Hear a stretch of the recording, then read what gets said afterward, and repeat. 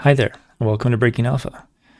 Today we'll be looking at the moving average slope trading strategy.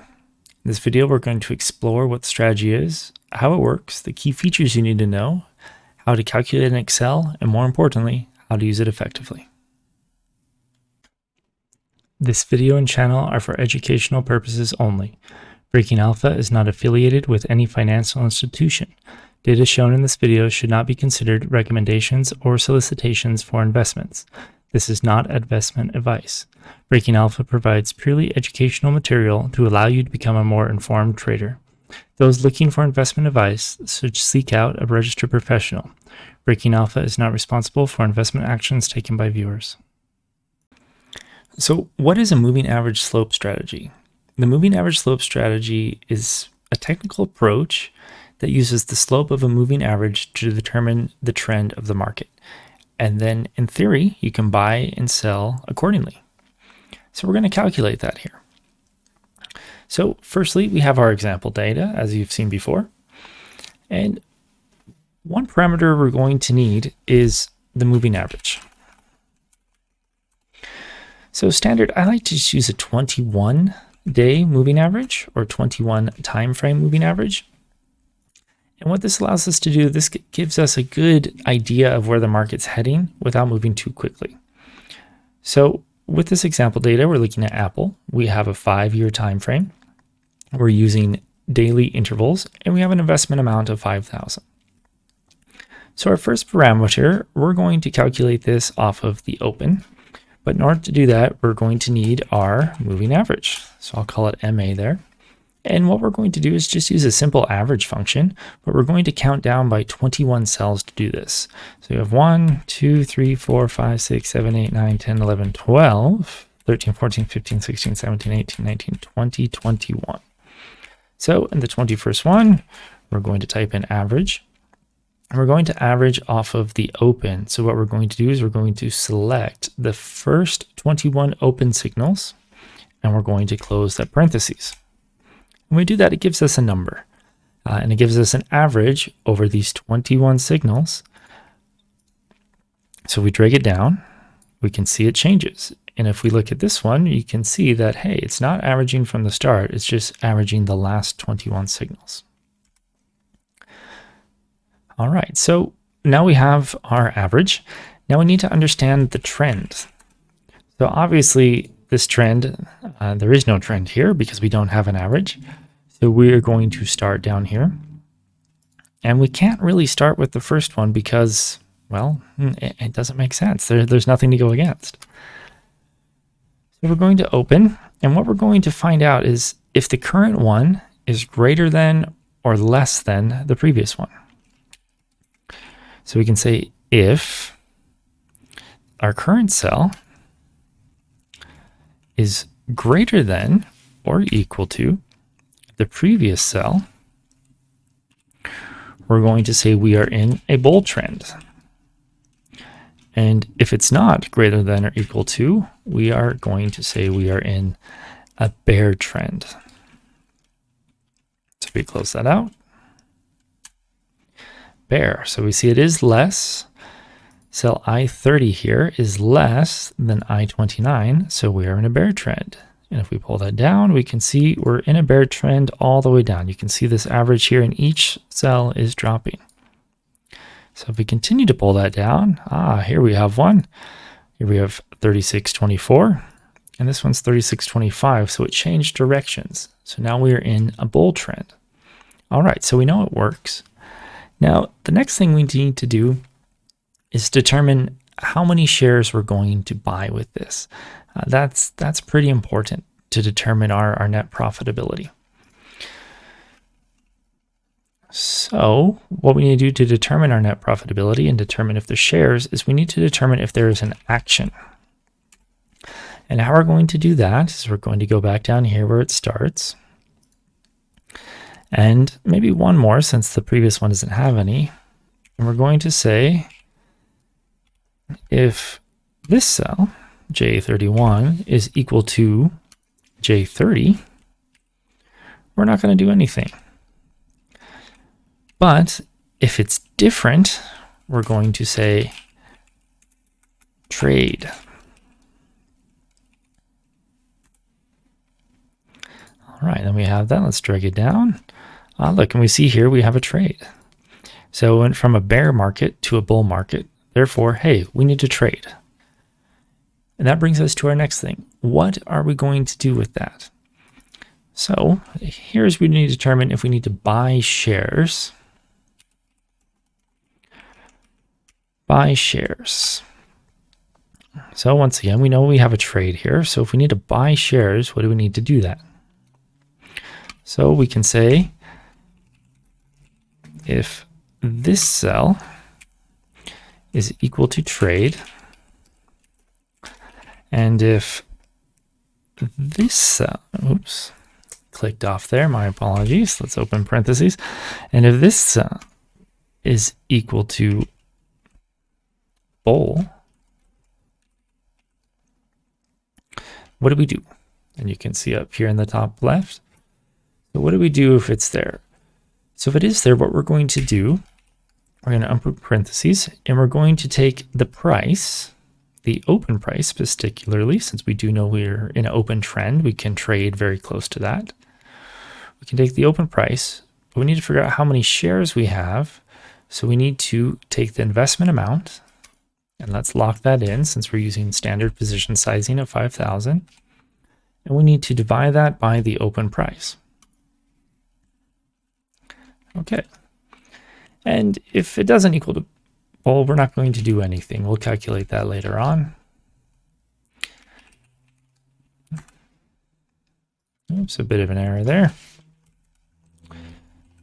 Forgot the comma. Okay. So if we pull that down, we can say, oh, look, we bought some shares. Very nice. That makes a lot of sense. Okay. So we bought some shares. So now we say, okay, look, it does say bull, but it doesn't say how much. Curious. So let's say if it doesn't say trade, we are going to use the one above it. So we drag that down. We can see we're doing that quite well.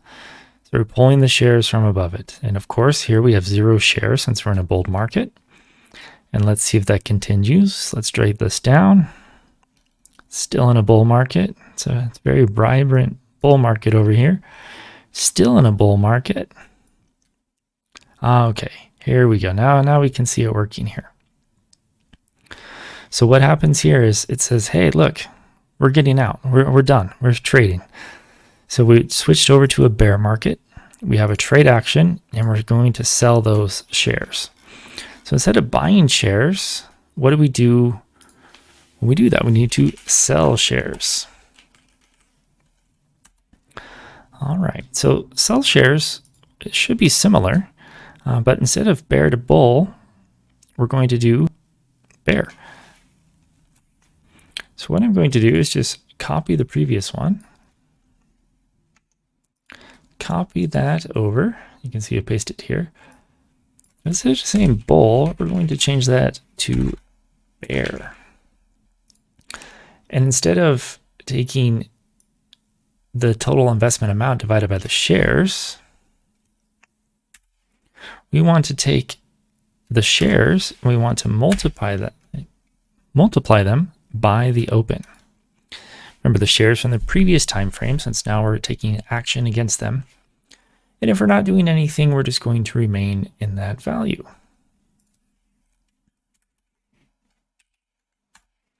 All right, so let's drag that down.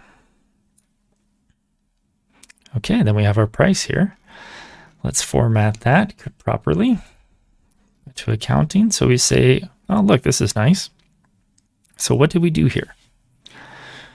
We purchased these shares at 5,000.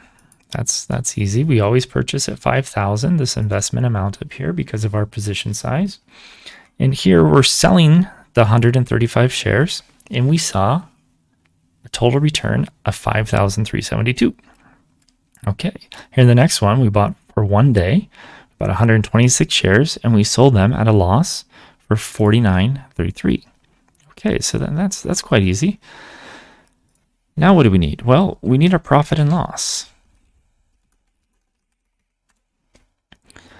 And we need 2 columns of that. That's kind of important. So for our profit and loss, we need to determine if there is action. So we can go ahead and start here at the top, make it easy. So we can say if, well, let's confirm here. Yes, there we go. So we can see if the trend, oops. So if the trend is equal to bear, and if the action is equal to trade, all right, so if it's bear and we have an action of trade, well, we have something there, right? Something happened. So what do we do? Well, if that's the case, we take our sell, how many shares we sold, which you can see it here, the 5,372. And since we do have position sizing that is static, we can divide that by G3. And let's make that locked by pressing F4. So there it's locked. And if nothing happens, well, we don't really want anything. We don't want it to produce anything. All right, so let's drag that down and see some examples here. So we drag that down. Okay, and here we have some examples. Oops, I did the one just ahead. So not divided, we want subtract. Subtracted by. Okay. So we drag that down, we subtracted. Ah, there's our profit. So here we lost $94. Let's format that accordingly to accounting. All right, so here we saw a net profit of 372. Here we saw a net loss of 66, a net loss of 94, etc. And that goes all the way down. So we can go ahead and drag that. All right, so that gives you a good basis idea there. Now, we also want to find, what's our profit percent? That's pretty important. Making money is great, but what's our profit percent? So we can go ahead and copy that previous formula. We'll paste it right next door.